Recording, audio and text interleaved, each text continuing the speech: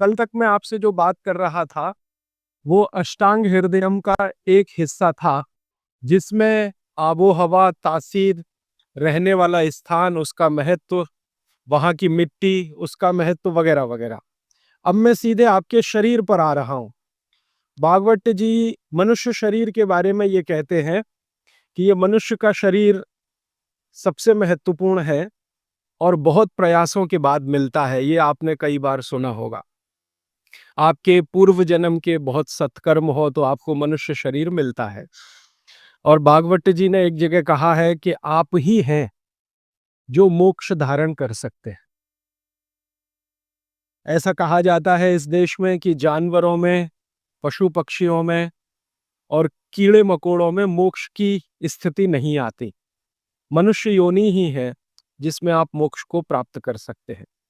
तो उनकी मोक्ष की परिभाषा बहुत सुंदर है। मोक्ष क्या है? हम सब लोगों ने कई बार अलग अलग समय अलग अलग लोगों से सुना होगा कि मोक्ष ऐसा है, मोक्ष ये है। भागवत जी की परिभाषा बिल्कुल साफ और सरल सीधी है। वो ये कहते हैं कि जो व्यक्ति, मनुष्य, स्त्री हो या पुरुष कोई भी, अपने दुखों को दूर कर ले और दूसरों के दुखों को दूर करने का काम करे, वही मोक्ष का अधिकारी है।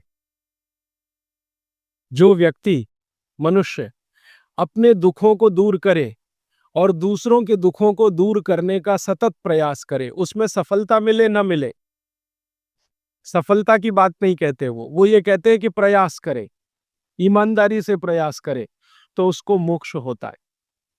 माने इस परिभाषा को अगर आप थोड़ा व्यापक करें, दुखों से मतलब क्या, तो भागवत जी कहते हैं कि 3 तरह के दुख सारी दुनिया में हैं। मनुष्य को भी हैं, हर एक को हैं। एक तो दैहिक दुख, शरीर का दुख, दैहिक दुख। दूसरा है दैविक दुख, भगवान का दिया हुआ कोई दुख जो आपके शरीर से अलग है। भगवान ने आपको कोई दुख दे दिया, अचानक से आप गरीब हो गए, या अचानक से आपके घर में कोई दुर्घटना हो गई, आग लग गई, धरती कंप आ गया, भूकंप आ गया, आपका घर टूट गया, सब कुछ तहस नहस हो गया, सुनामी आ गया, ये दैविक दुख। और तीसरा और आखिरी दुख है भौतिक दुख। भौतिक दुख में सबसे ज्यादा यही है, गरीबी, बेरोजगारी, भूखमरी। तो वो भागवत जी कहते हैं कि दैहिक, दैविक और भौतिक तीनों दुखों से जो व्यक्ति मुक्त हो और दूसरों को मुक्त करने का रात दिन प्रयास करे, वही मोक्ष का अधिकारी है। आगे के सूत्र में वो ये कहते हैं कि अगर आपने अपने जीवन के तीनों दुख दूर कर लिए और आप दूसरों के दुखों को दूर करने के लिए कुछ नहीं करते, तो माफ कीजिए, आप कभी भी मोक्ष के अधिकारी नहीं हो सकते। हमारे यहाँ बहुत सारे साधु संत हैं जो हिमालय में जाके तपस्या करते हैं। तो उनकी जो तपस्या है हिमालय की, वो अपने दुखों को दूर करने तक सीमित है। अगर वो वापस हिमालय से लौटकर समाज के दुख को दूर नहीं करेंगे, तो किसी को भी मोक्ष नहीं होगा। भागवत जी कहते हैं कि कोई सदगृहस्थ व्यक्ति है, वो स्वामी नहीं है, महात्मा नहीं है, तपस्वी नहीं है, लेकिन अगर वो अपने दुखों से दूर करते हुए दूसरों के दुखों को दूर करने के काम में लगा हुआ है, तो वो कहते हैं कि वो तपस्या करने वाले से ज्यादा बेहतर है, भले ही वो सदगृहस्थ है।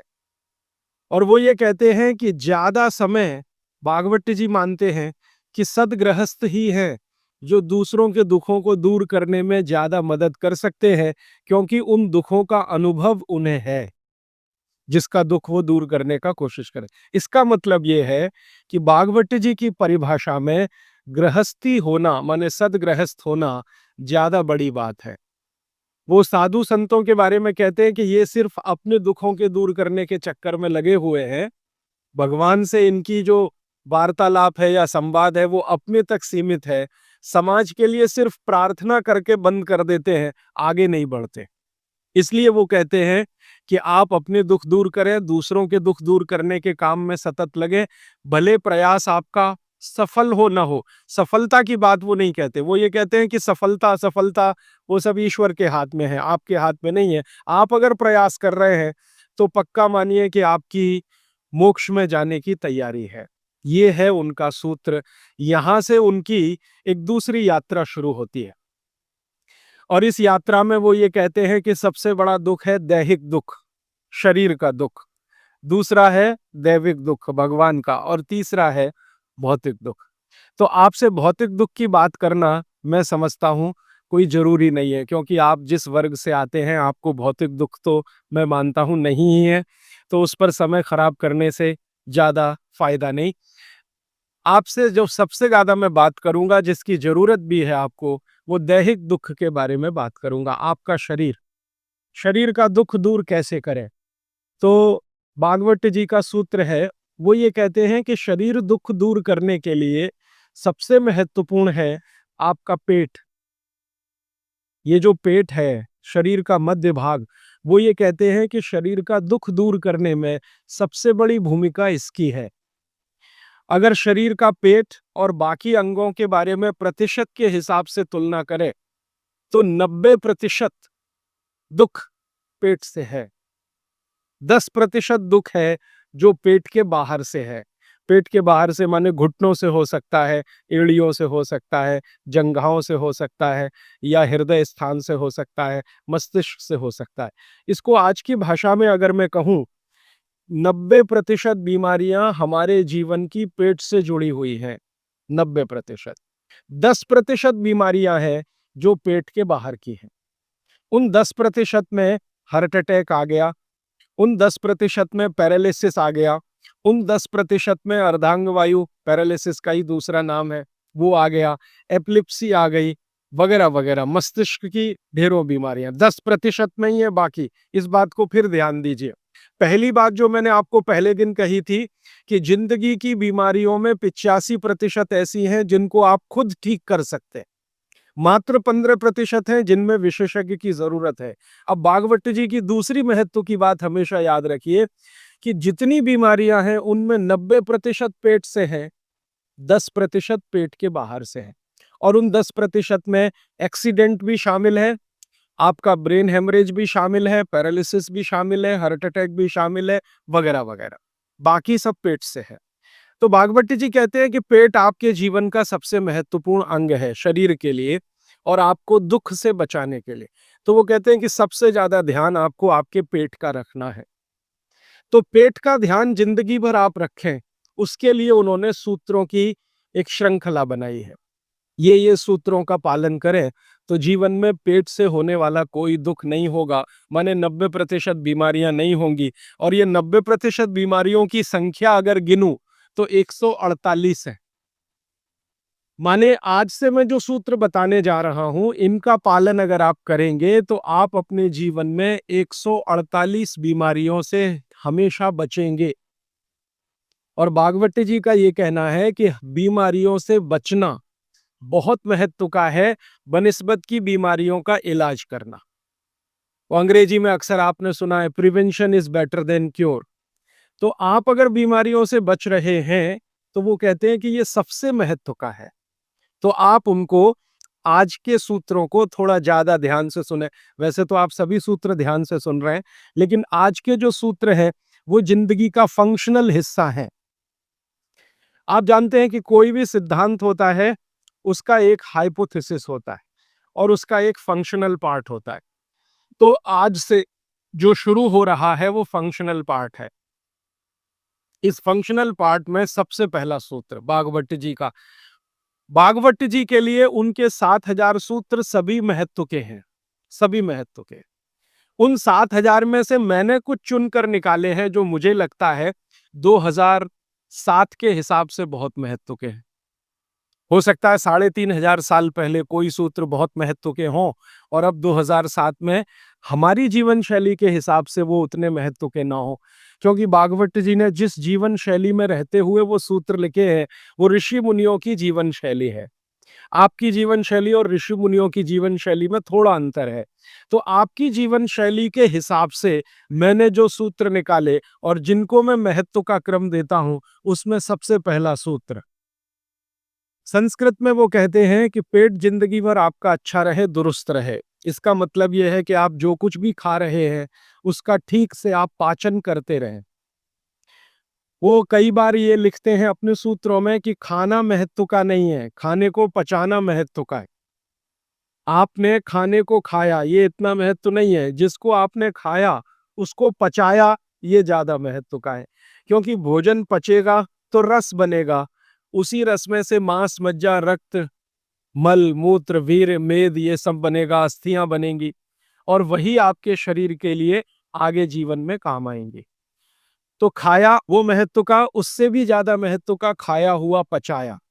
तो वो कहते हैं कि पेट हमेशा दुरुस्त रहे, माने पाचन क्रिया आपकी हमेशा अच्छे से चलती रहे। इसके लिए पहला सूत्र उन्होंने लिखा, भोजनांते विषम वारी। ये पहला सूत्र मेरे हिसाब से, उनके हिसाब से नहीं, मेरे हिसाब पहला सूत्र भोजनांते विषम वारी।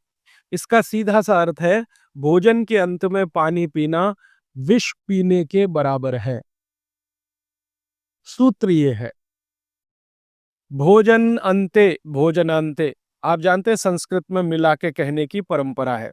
भोजन अंते माने भोजन के अंत में, भोजनांते विषम वारी, विष समझते हैं आप, जहर, जहर जैसा क्या है, पानी। भोजन के अंत में पानी जहर के जैसा है, विष के जैसा है। ये सूत्र है। अब इसको थोड़ा व्याख्यायित करता हूं ताकि समझ में आए। भोजन के अंत में पानी विष के जैसा है, ये बात वो कह रहे हैं। इसको समझना चाहिए कि क्या कह रहे हैं। सूत्र उतना ही है, समझने के लिए मैं आपको बहुत उदाहरण दूंगा ताकि आप जल्दी पता कर पाए। भागवत जी ने एक सूत्र में ये कहा है कि हमारा जो शरीर है, इसका जो मुख्य स्थान पेट है, इसमें एक स्थान होता है पेट के अंदर, नाभि, लेफ्ट साइड में, नाभि से थोड़ा ऊपर जहां मेरा हाथ रखा हुआ है, इस स्थान को कहते हैं जठर।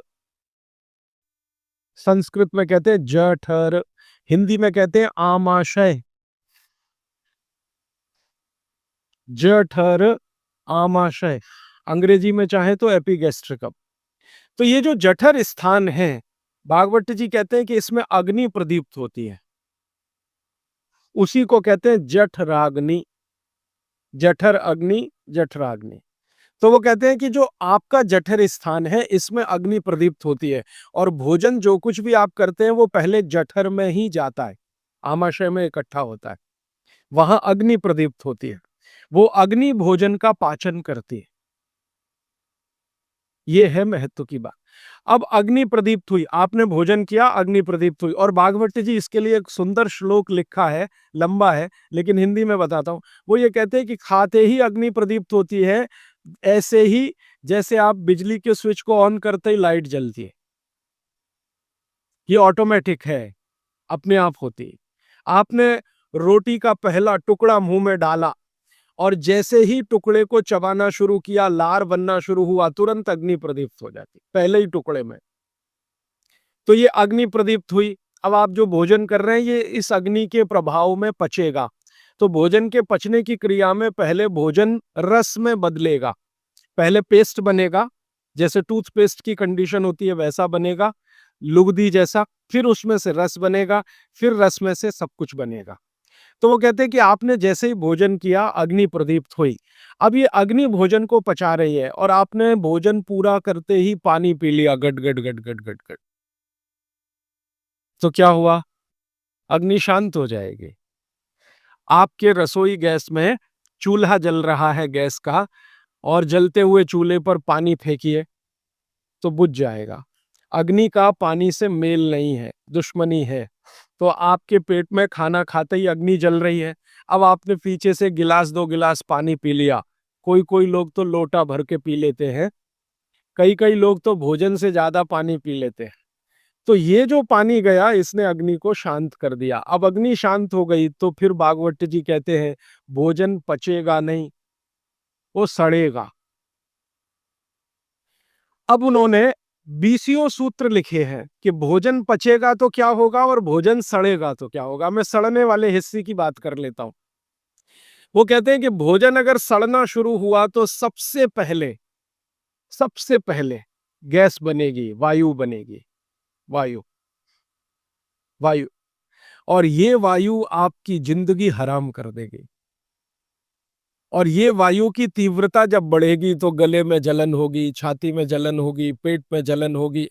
फिर और ज़्यादा तीव्र अगर ये हो गई वायु तो ये शरीर में जाएगी, घूमेगी, क्योंकि वायु को पकड़ना मुश्किल है, जहाँ स्थान मिलता है वहीं जाती है। तो ये वायु पूरे शरीर में घूमेगी तो सिर घूमेगा, आपको चक्कर आएँगे, सिर में दर्द होगा, पीठ में भी दर्द हो सकता है, हृदय स्थान पे भयंकर दर्द हो सकता है। कई बार तो इतना दर्द होता है कि आपको लगेगा कि हार्ट अटैक आ गया, लेकिन वो वायु का दर्द है, हार्ट अटैक नहीं। और ये जो वायु बनी भोजन के सड़ने से, इसी वायु में से भागवत जी ने सूची बनाई है कि 103 रोग पैदा होंगे। 103। सबसे पहला रोग है उसमें एसिडिटी, हाइपर एसिडिटी।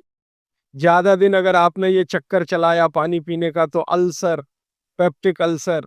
और ज्यादा दिन चक्कर चलाया तो बवासीर, मूलव्याध, भगंदर, ये सब रोगों की सूची है।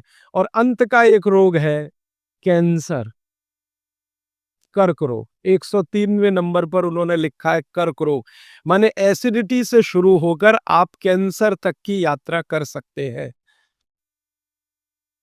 तो वो ये कह रहे हैं कि जिस काम से वायु पैदा हो और वो वायु आपके सड़े हुए भोजन में से निकले, और बाद में भागवती जी कहते हैं, वो भी बता देता हूं, वो दूर का सूत्र है लेकिन यहीं पे ले आता हूं उसको, कि आपका जो भोजन सड़ेगा, इसको ध्यान से सुनिएगा, तभी भोजन में से, भागवत जी के शब्द दूसरे हैं, मैं आज के शब्द इस्तेमाल कर रहा हूं, तभी कोलेस्ट्रॉल बनेगा। सड़े हुए भोजन का ही बाई प्रोडक्ट है कोलेस्ट्रॉल।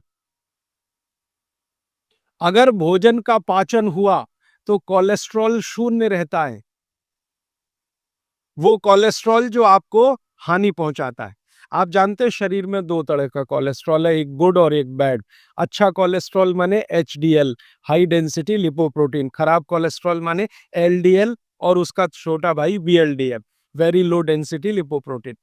तो भागवत जी कहते हैं कि ये जो खराब कोलेस्ट्रॉल है वो रक्त में तभी आता है जब भोजन पेट में सड़ता है। इसका माने जिनको कोलेस्ट्रॉल बढ़ रहा है या बढ़ा हुआ है, वो ध्यान दें, उनको भोजन पच नहीं रहा, उनका भोजन सड़ रहा है। तो कोलेस्ट्रॉल बढ़ेगा तो हार्ट अटैक भी आएगा, कोलेस्ट्रॉल बढ़ेगा तो घुटने भी जड़ हो जाएंगे, सारी संधियां आपकी एकदम कड़क हो जाएंगी, आपको चलना फिरना मुश्किल हो जाएगा, 10 कदम चलना मुश्किल हो जाएगा। तो वो ये कहते हैं कि जब 103 बीमारियां एक छोटी गलती से आती हों, तो वो गलती कभी करना नहीं। माने भोजन के बाद कभी पानी पीना नहीं। ये है सूत्र। अब जैसे ही ये सूत्र पूरा हुआ, तुरंत आपके मन में प्रश्न आएंगे कि पानी कब पीना, पहला ही प्रश्न। तो भागवत जी कहते हैं कि पानी कब पीना, वो खुद ही उत्तर दे रहे हैं आगे के सूत्रों में, क्योंकि शायद मालूम है कि मनुष्य की जिज्ञासाएं होने ही वाली है। तो पहले सूत्र में लिख दिया भोजनांते विषमवारी, कि भोजन के अंत में पानी मत पियो। अगले ही सूत्र में वो कहते हैं कि कम से कम 1.5 घंटे के बाद पानी पियो। अब ये जो 1.5 घंटे का कैलकुलेशन है, ये क्या है?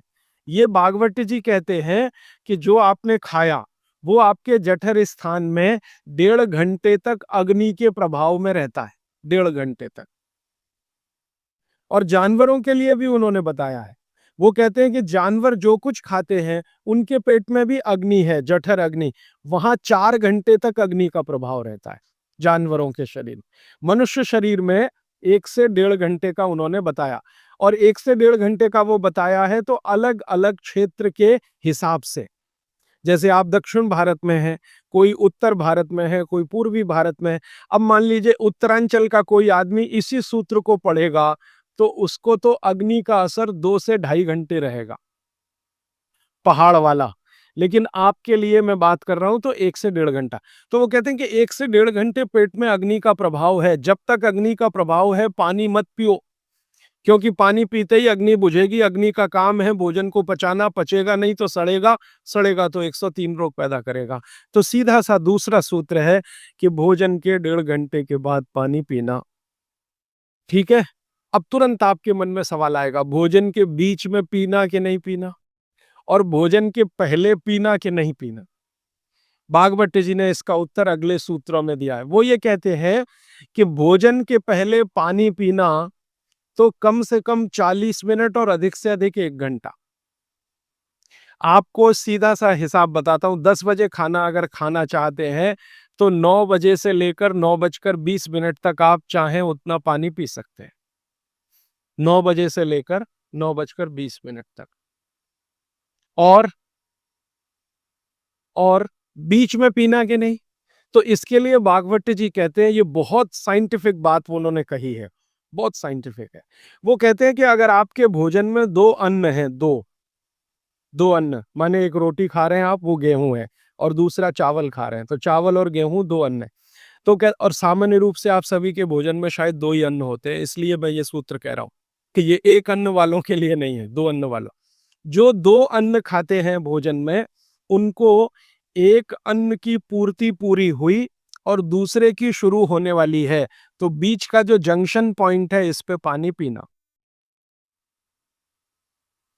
मतलब इसका सीधा है, रोटी पूरी हो गई, अब आप चावल खाने की तैयारी कर रहे हैं, तो रोटी खाने के बाद चावल खाने से पहले आप जरूर पानी पीना, लेकिन मात्रा कितनी? तो वो कहते हैं 2 या 3 घूंट, इतना ही। उसके बाद जब दूसरा अन्न आपने शुरू कर दिया, फिर नहीं, फिर तो पूरा आप भोजन ही करके उठिए। अब आप भोजन कर लिया, तो गला साफ करने के लिए थोड़ा 1-2 घूंट और पी लेना, गला साफ करने के लिए। पानी पीने के लिए नहीं है, वो गला साफ करने के लिए। अब आपके मन में तुरंत एक प्रश्न आएगा कि भोजन के अंत में क्या पीना फिर? पानी तो नहीं पीना, 1.5 घंटे तक तो नहीं पीना, तो कुछ पी सकते हैं।